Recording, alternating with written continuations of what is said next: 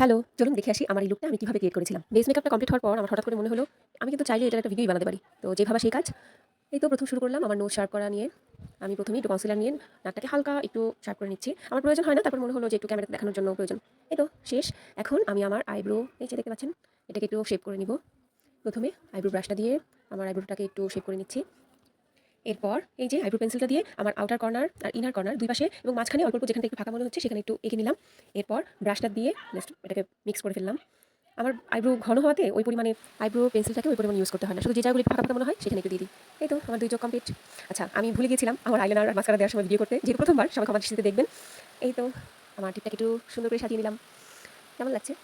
আমি কিন্তু চোখের উপরে একটু আইশ্যাডো ব্রাউন কালারের দিয়েছিলাম। লিপস্টিক দেওয়ার আগে ভালো করে ঠোঁটের যে এক্সট্রা ফাউন্ডেশনগুলো আছে সেটা পরিষ্কার করে নিই। এরপর ১ম এ লিপ লাইনার দিয়ে আমার লিপটাকে লাইন করে নিচ্ছি।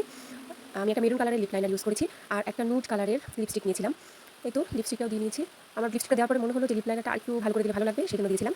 এই তো কেমন লাগছে আমাকে বলেন তো? খুব অল্প সময়ের মধ্যে সেজেছিলাম এবং ভিডিও করেছিলাম। যদি আপনাদের ভালো লাগে তাহলে অবশ্যই লাইক, কমেন্ট, শেয়ার দিয়ে পাশে থাকবেন।